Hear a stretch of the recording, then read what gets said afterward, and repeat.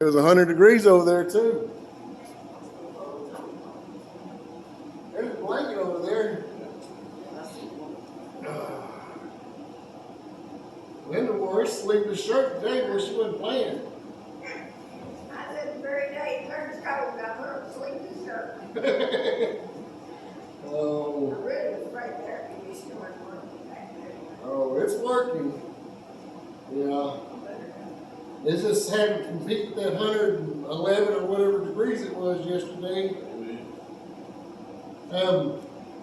You would turn your Bibles tonight to 14:12 in Proverbs. 14:12 in Proverbs.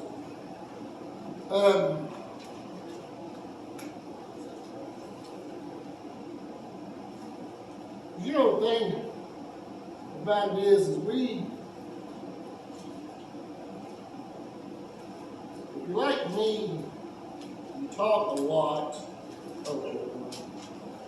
If you pray, I pray to God, and we're supposed to define, I'm trying to help y'all define when God talks to you and how to know if it's God talking to you and if it's not some demon trying to get revenge or something or just put a bad thought in your mind or what have you. And because the thing is, if you're like me in my prayers, Proverbs 14. Yeah, Proverbs 14.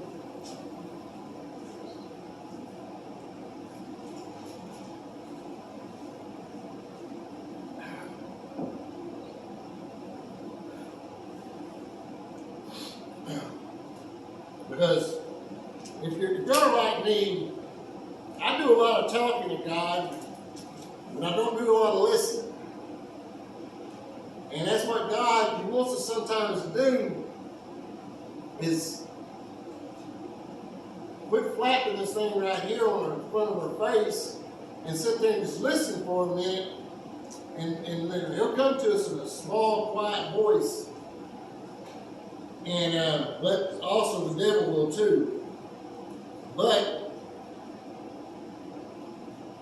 the way I want you, when you do hear something from God, I want you to be able to test it, to come back to this book, because it gives us warning in here. And the warning is in Proverbs 14:12. It says, "There is a way that seems right to a man, but in the end leads to death." Okay. Because sometimes we get ideas that seem right. That's a good idea. But then we realize we didn't get that idea from God. We got either our own head, because like I say, if you're like me, you talk to yourself a lot. I'm always waking up in the morning, oh, that's a smooth move, Shawn. Oh, and you're always thinking, it's like you're having a conversation in your own mind with yourself. And I'm sure, I hope I'm not crazy. I hope I'm not the only one that feels this way. Okay, so I'm not the only one that feels okay. So yeah, we talk to ourselves all the time. Especially like at lunchtime, we're like, oh man, what sounds good? Like, oh man, Cajun truck's here, boy, some shrimp sounds good. Yeah. We convince ourselves that, and but that's what I'm saying, is like it shows right here in Proverbs there that, not all things are right and they can lead up to death. Now if we jump over here to 1 John chapter 4.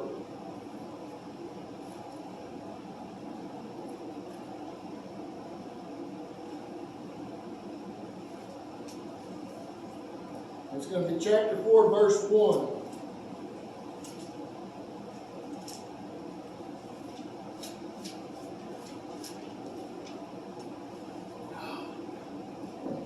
I'm going to be happy today.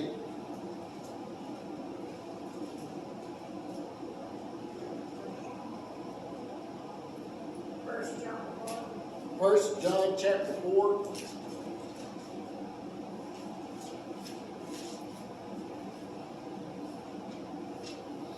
Yeah, it's kind of a big jump from Proverbs to 1 John. one part of the Bible to the very back. But it says here in chapter 4, dear friends, do not believe every spirit, but test the spirits to see whether they are from God, because many false prophets have gone out into the world. This is how you can recognize the Spirit of God. Every spirit that acknowledges that Jesus Christ has came in flesh is from good. But every spirit that does not acknowledge Jesus is not from God. The spirit is from the Antichrist, which you have heard is coming, and even now is already in the world. And we know that the Antichrist is in the world. We can turn on the TV and see the Antichrist is in the world. And right now he's in the news stations promoting violence and everything else. And but that's what it's saying right here is do not believe every spirit, but test the spirits. That's in John, test the spirits to see whether they're from God. Because many false prophets, there's a lot of false prophets that go out in the world. Because this Bible is old, and it's right. It's right with the time, it's right with the age. And a lot of it, if people come out trying to say, anything new is not from the Bible. Because God tells you, that the world might come and go, but His word will stand the test of time. And now we'll show you how quickly the devil can get into your ear. And this is even one of the disciples. See if y'all can see this. Now, if you go with me to Matthew 16. This is one of the disciples here. I'm having you jump around because I want y'all to know that, it's all over this book.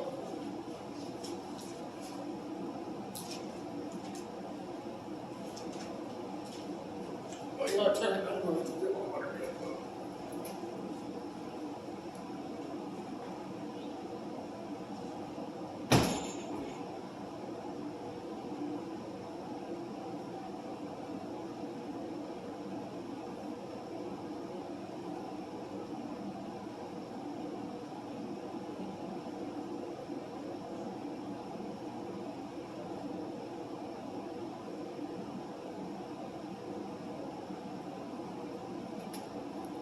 Sorry about that.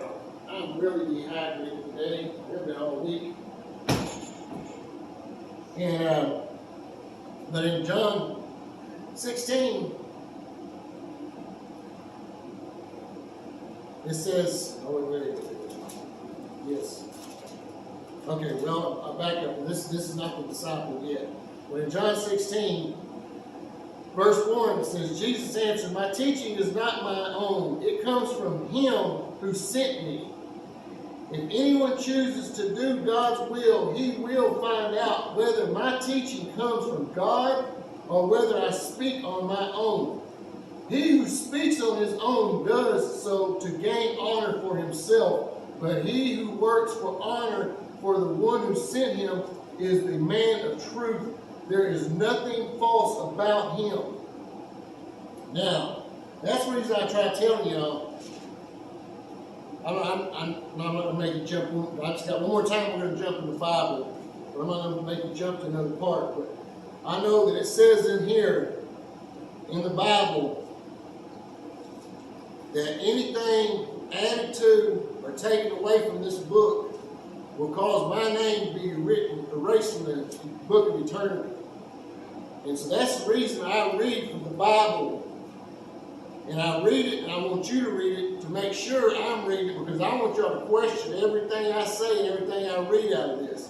Because I try to back people. I try to go and listen to other sermons by other preachers and see, make sure I'm preaching it the right way. Because I don't want to mislead anybody. Because like I say, I don't want my name being marked out of the book of eternity. But that's what it says here. This is Jesus saying this. My teaching is not my own. It comes from who has sent me. If anyone chooses to do God's will, he will find out whether my teaching comes from God or whether I speak on my own. Because you can tell when people speak on their own. Because if they are, it's not going to be backed up in this book. If I start getting out trying to preach my own thing, it's not going to be from the Bible, and you know I'm a liar. And I'm not trying to lie to anybody. I'm not trying to deceive anybody. But that's what I'm saying. When God speaks to you, you will know, because you can come back to the Bible and test it. Because God will not teach you anything that is against the Bible. His word is the word. And anything that any kind of voice that comes inside your head that tries to tell you differently, other than what this thing reads, that's not from God. God is not going to go against God's word. He's not a liar. He's never been, he never will be. But now I want you, the last chapter I want you to jump to is John. And it's going to be chapter 7. This is the one I'm telling you about, where the disciple himself, John 7.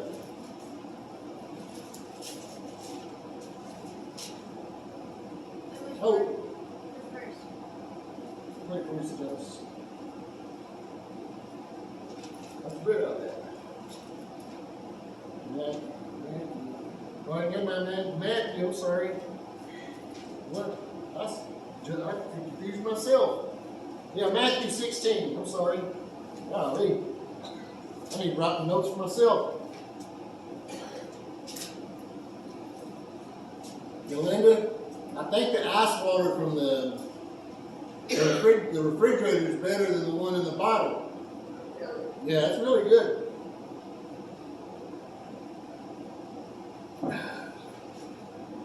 But, okay, Matthew 16. Now,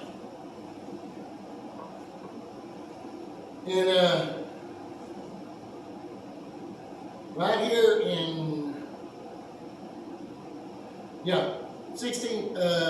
13. Jesus asked, when Jesus came to the region of Caesarea,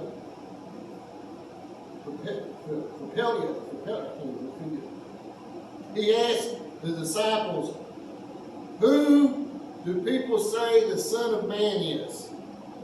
They replied, "Some say John the Baptist, others say Elijah, and others say Jeremiah or one of the other prophets." "But what about you?" he asked. "Who do you say I am?" Simon Peter, Who are you are the Christ, the Son of the living God, he said. Jesus like, "You my man. You answered that question correctly." You know why?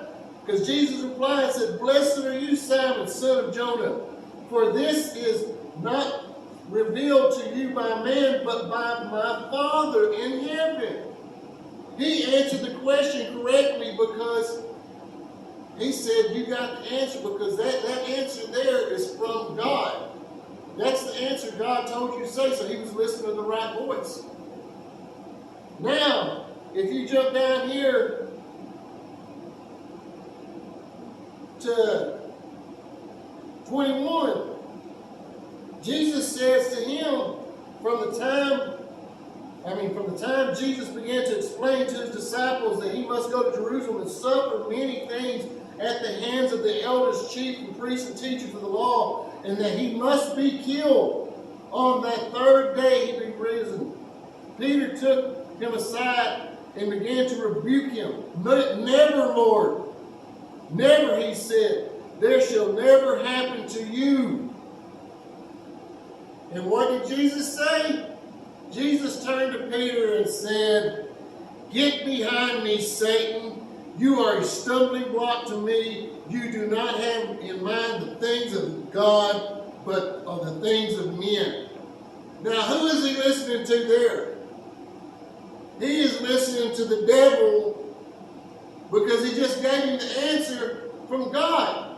And then he turned around and gave him the answer from the devil. Because you know why the devil didn't want Jesus crucified? Because it would seal his fate. Once Jesus was crucified, it sealed Satan's fate that he was going to be but cast in eternal hell. And that's the reason he was using Peter to try to cause it. And that's the reason he called him a stumbling block. Because you're going to stumble on my path to salvation. You're trying to stumble on me, causing me to not be able to fulfill the prophecy that's going to happen to me. And that shows, and that was a disciple. That's a man walking right beside Jesus for the last 3.5 years. He was walking with Jesus, saw all his stuff, and yet he heard God in one ear, and 6 verses later, he heard the devil in the other. That shows how quickly the devil can change our mind. And Jesus even praised him. He said, you gave me the perfect answer when he answered him that he was the Son of God. And yet he turned around and had that and he just boom, dropped the ball. So that's the reason I tell y'all, really, when y'all praying, really, really focus and listen to that small, still voice that comes to you. And then if it does not sound right, test it. Put it to the book. And do not, and if it doesn't, and it's not, like I say, God is not going to go against his own word. Because that would make God a liar, and God is not a liar.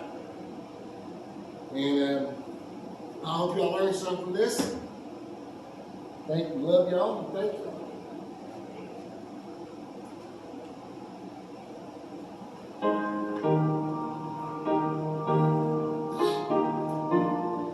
Lord, thank you for that message. I thank you for the words you say, Lord. I just thank you that if anybody here wants to pray over them, commit to the church, or just come down. I mean, I want you to. I'll pray over you. I'll pray with you. And just thank you for all that you do. Such a beautiful God. Dear Heavenly Father, thank you for this evening, Lord. Thank you for this church group. Thank you for all that you do. Thank you for this air conditioner, Lord. You're so blessing to us, Lord. Just taking care of us. Even though we're not worthy, Lord, you still love us